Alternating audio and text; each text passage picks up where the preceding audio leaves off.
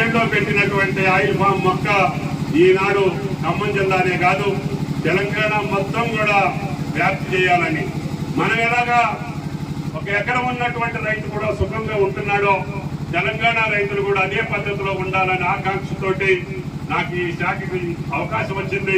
తప్పకుండా అన్ని జిల్లాల్లో ఈ 3-4 సంవత్సరాల్లో అన్ని ఫ్యాక్టరీలు ఏర్పాటు చేసి అన్ని జిల్లాల్లో కూడా ఆయిల్ ఫామ్ పంటని ఈ భారతదేశంలో అత్యధికంగా పండించేటటువంటి రాష్ట్రం తెలంగాణ రాష్ట్రంగా తీర్చిదిద్దాలని చెప్పి కూడా మీకు ఈ సందర్భంగా మనం చేస్తున్నాం.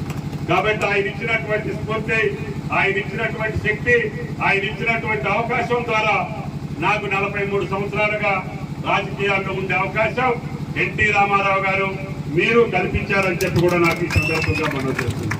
అందుకని మిమ్మల్ని అందరినీ కూడా నేను ఎక్కడున్నా మీరు ఎక్కడున్నా పేరు పేరున తలుచుకుంటా సొత్తుపల్లి నియోజకవర్గ ప్రజలే నాకు భగవంతుడు ఎన్టీ రామారావు మీరు నాకు అవకాశం ఇచ్చారు. కాబట్టి మీ మనోగతానికి తగ్గట్టుగా మీ మనోభావానికి తగ్గట్టుగా మీ మనిషి తుమ్మల ఎక్కడున్నా నెంబర్ 1 గా ఉండేటట్టుగానే మీరు తలెత్తుకు తిరిగేటట్టుగానే ఎన్టీ రామారావు గారి పేరు నిలిపేటట్టుగానే నా జీవితం కొనసాగుతుందని చెప్పి కూడా మీకు ఈ సందర్భంగా మనం చెప్తున్నాం. కాబట్టి అందుకనే పెద్దయ్యని పిలిస్తే తప్పకుండా వస్తాను. నిన్ననే రావాల్సి ఉండేది కానీ నిన్న సాయంత్రం మళ్ళీ ముఖ్యమంత్రి గారు ఎమర్జెన్సీ మీటింగ్ పెట్టి రాత్రి పిలవటం వల్ల ఈ రోజుకి పోస్ట్ పోన్ చేశాం.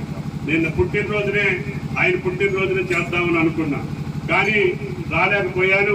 సత్యం గారిని అడిగితే రేపైనా పర్వాలేదు మీరు రాండి, మీరు వస్తేనే విగ్రహం ఆవిష్కరిస్తానని చెప్పి పెద్ద ఆయన మాట ఇచ్చారు.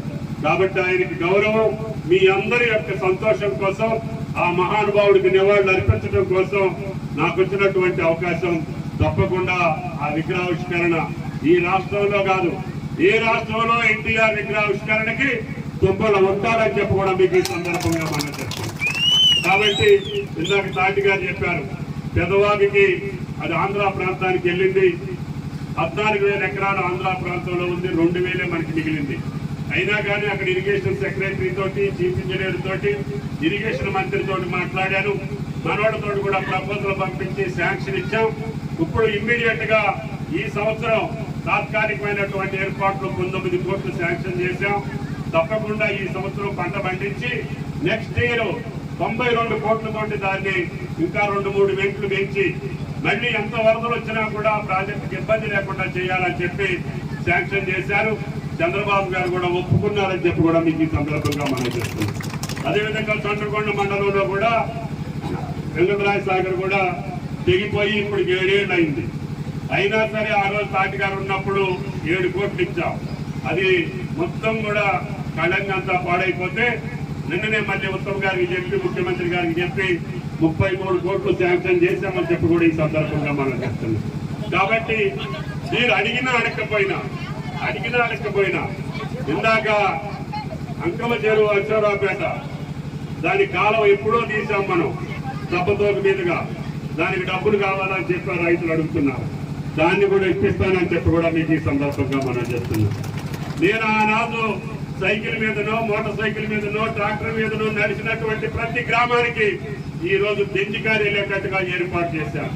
నిన్న కాక మొన్న ఆ ఒక్కటే మన నియోజకవర్గంలో లేదు, అప్పుడు తాటిగారి నియోజకవర్గంలో ఉంది ఆ ఊరు. అప్పటికి శాంక్షన్ చేశారు.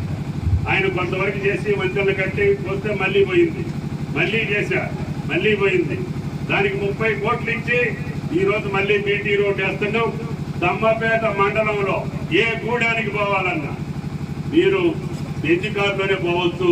అది దమ్మపేట యొక్క ప్రత్యేకత, అది సత్తుపల్లి నియోజకవర్గం యొక్క ప్రత్యేకత. అందుకనే నా రాజకీయ జీవితం ఈ గ్రామాల అభివృద్ధి కోసం, ఈ ప్రాంత అభివృద్ధి కోసం, నన్ను ఇంత వాడి చేసినటువంటి మీ అభివృద్ధి కోసమే నా ప్రయత్నాలు ఉంటాయి తప్ప నా కోసం ఏది చేసుకోనని చెప్పి కూడా మీకు ఈ సందర్భంగా మనం చెప్తున్నాం. అది ఎన్టీఆర్ స్ఫూర్తి.